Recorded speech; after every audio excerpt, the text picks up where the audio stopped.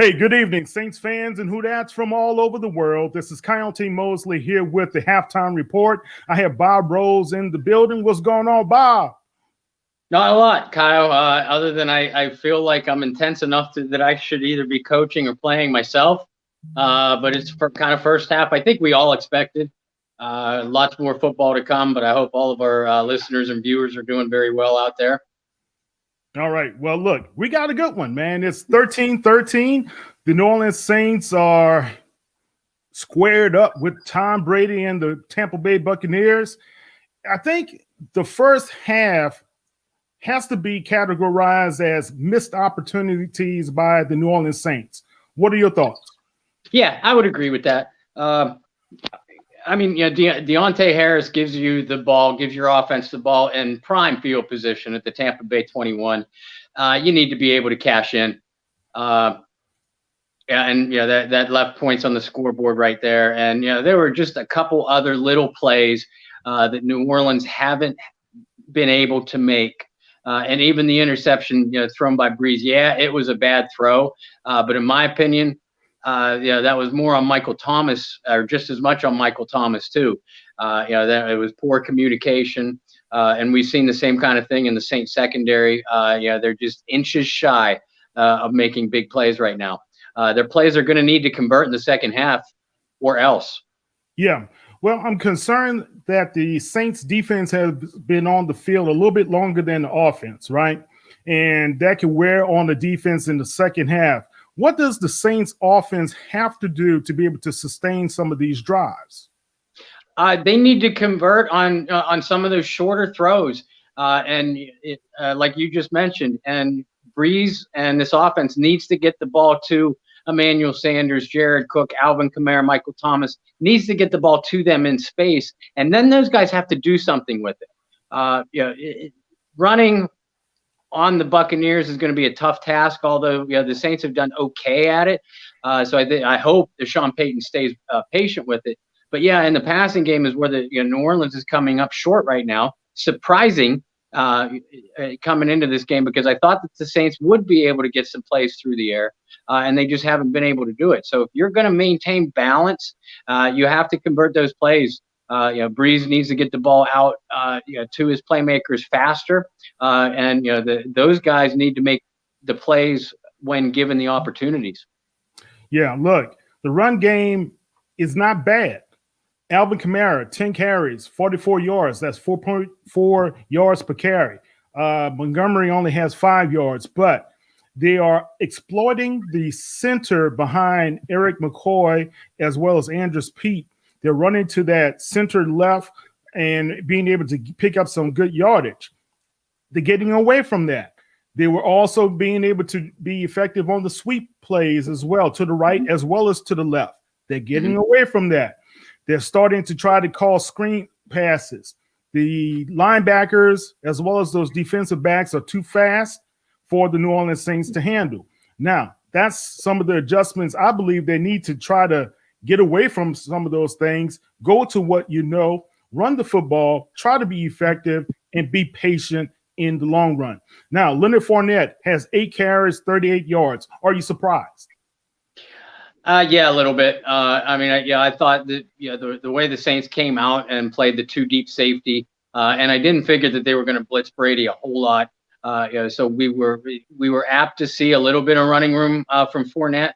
So I'm not necessarily surprised at the numbers. I am disappointed at how they're happening, because the Saints defensive line is starting to get pushed off of the ball a little bit. They're really going to have to regain control of the line of scrimmage. The Saints D line is in that second half, and they're going to have to need to shut down these run gaps. I need a play from Demario Davis, one of those bone jarring hits that kind of gets that whole sideline going. Well, I feel both the defense and the offense are playing tentative. I don't feel like they're comfortable playing their style of football at this time. I don't feel Sean Payton is comfortable playing or calling the plays that he's comfortable with, especially, let's say, if he had Latavius Murray or Taysom Hill in the game. Do you think that has been the effect since both of those running backs are playmakers are out of the game at this time? Sure, that has a little bit to do with it. I mean, you have to love the ingenuity that Peyton had on that one, on the one long play to Tre'Quan Smith. But yeah, what I'm basically seeing, and I'm seeing it on the Tampa Bay side too. I'm seeing a lot of jabs, jabs and probing and kind of dancing around each other. Like two heavyweight contenders that know each other very, very well, and just waiting for an opening. Both coaches on both sides. If we were doing the Tampa Bay podcast right now, we would probably be saying the same kind of thing about the Buccaneers. So you would expect that Peyton has something up his sleeve for the second half. You certainly hope so, because like you said, Sean Payton's MO is to be aggressive, and we really haven't seen that from him yet. Yeah. Okay. So I am going to say this. If the Saints cannot start blitzing Brady up front, putting their hands up, because there are a couple of balls, especially the touchdown pass to Mike Evans, Marcus Williams could have easily knocked that ball down, but he didn't put his hands up in enough time. I just think these guys have to be able to know the finality of this is real and be able to effectively play against these guys. You have to be a little bit more aggressive than what I've seen thus far. All right, Drew Brees is 10 of 17 for 63 yards, quarterback rating of 42. Wow. Tom Brady is not too much better, 10 of 21 for 93 yards, one touchdown to Mike Evans. The receiving cores for both of the teams have not been lighting it up, other than the one touchdown, long touchdown pass from Jameis Winston to Tre'Quan Smith. I'm really shocked in what I'm seeing so far. Now, any takeaways or keys that we need to look at going into the second half, Bob? Offensively, like we both said, you need to be patient with your running game. Hopefully you can get Kamara revved up. You need to get away from those screens. Tampa Bay's too fast on defense. And you need to get Michael Thomas involved in the game. If he is not nearly 100%, if he truly and indeed does have a bad wheel, like I think he does, then you need to get Emmanuel Sanders and or Jared Cook more involved. Defensively, the Saints need to start winning their battles at the line of scrimmage and get, if they're not going to blitz, you need to start winning those battles and getting pressure on Brady with just 4 or 5 people. Otherwise, it might be a long second half. Yeah. CT Crusher, I agree. Playing scared. You within the red zone, you have prime opportunities. You should have been a little bit more aggressive, especially early on in the game at home. Okay, Deontay Harris gone for the rest of the game. Big blow. Yeah.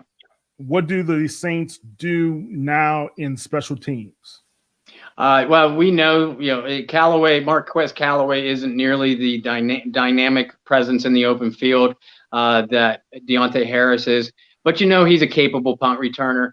I'm more worried about Deontay's loss on the offensive side. It looked like he was going to be a part of the game plan again, like we saw against Chicago last week.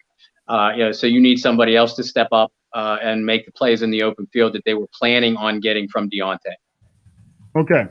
All right, guys. I hope the Saints are able to come out and pull out a win. The Saints do get the football back first.